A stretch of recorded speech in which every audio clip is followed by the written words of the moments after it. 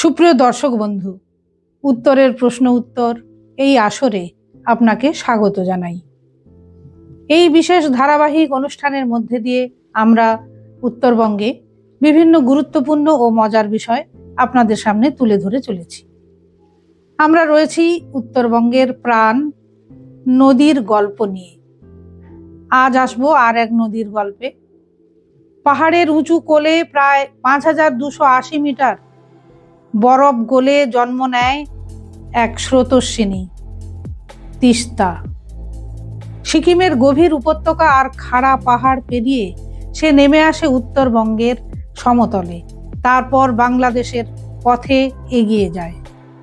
মোট মিলিয়ে তিস্তার যাত্রাপথ প্রায় 414 কিলোমিটার লম্বা, আর তার অববাহিকা ছড়িয়ে আছে প্রায় 12,540 বর্গ কিলোমিটার জুড়ে। উঁচু পাহাড়ে সে দৌড়ায় র্যাপিড, ঝর্ণা আর পাথুরে ধার দিয়ে। নিচের সমতলে এসে তৈরি করে চর, বাঁক আর লম্বা লম্বা মেয়েন্ডার। তিস্তাকে চালিত করে দুই উৎস, হিমবাহের গলন জল আর বর্ষার বৃষ্টি, তাই তার স্রোত সবসময় জীবন্ত। উপরের অংশে র্যাফটিং এর জন্য আদর্শ সেই বোল্ডার ভরা তীব্র প্রবাহ, আর চারদিকে ঘন সবুজ উপত্যকার সৌন্দর্য। লাচুংচু, রংপো, রঙ্গিত, জেমু এমন আরও উপনদীরা তিস্তাকে জল দিয়ে শক্তি যোগায়। সমতলে নেমে তার রূপ পাল্টায়, কোথাও নতুন চর, কোথাও আবার তীর ভাঙন বা পলি জমে পথ বদলে যায়। তিস্তার গড় প্রস্থ বা গড় গভীরতা এক জায়গায় নয়, এগুলো সবসময় অঞ্চল আর ঋতুর ওপর নির্ভর করে। নদীর ঘাটতি, বৃদ্ধি, তীর ক্ষয়, পলি জমা এসব সঙ্গে সঙ্গে বাঁধ ও খননের মতো মানব কাজ মিলেও তিস্তাকে বদলে দেয়।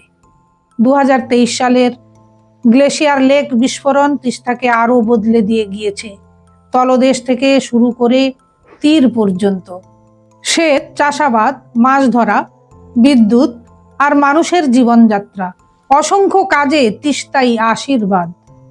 তবে বন্যা আর তীর ভাঙনের মতো বিপদও সে নিয়ে আসে, তাই দরকার সঠিক পরিকল্পনা ও শক্ত ব্যবস্থাপনা। উত্তরবঙ্গ থেকে বাংলাদেশ, দুই অঞ্চলেরই প্রকৃতি, অর্থনীতি আর মানুষের হৃৎস্পন্দনে বয়ে চলে এই তিস্তা। হিমবাহের নীরবতা থেকে বর্ষার গর্জন, সব কিছু সঙ্গী করে তিস্তা এগিয়ে চলে, গল্প বলে আর ধীরে ধীরে মিশে যায় সমুদ্রের পথে। এবার আসি প্রশ্ন উত্তর পর্বে।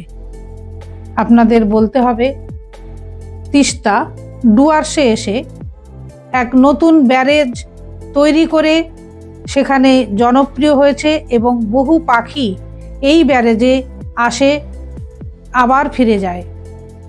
আপনাদের ব্যারেজটার নাম বলতে হবে। এর উত্তর আপনারা আমাদের কমেন্টস বক্সে সরাসরি জানাতে পারেন। নদীকে ঘিরে মানুষের ভালো লাগা, ভালোবাসা, মন উদাস হওয়া এ যেন সহজাত। আমাদের নদীর গল্পে আসা সেই সব আবেগকে উস্কে দেওয়ার জন্যই। নদীকে ঘিরে আপনাদের নানান অভিজ্ঞতা আমাদের কমেন্ট বক্সে লিখে জানাতে পারেন। অনুষ্ঠানটি আপনাদের সামনে উপস্থাপনা করছে এনবি ইনফো নামের একটি সামাজিক সংগঠন। আপনারা এনবি ইনফোর বিষয়ে বিস্তারিত জানতে চাইলে এই পোস্টের প্রথম কমেন্টসে ক্লিক করুন। ভালো থাকুন বন্ধু, সাথে থাকুন।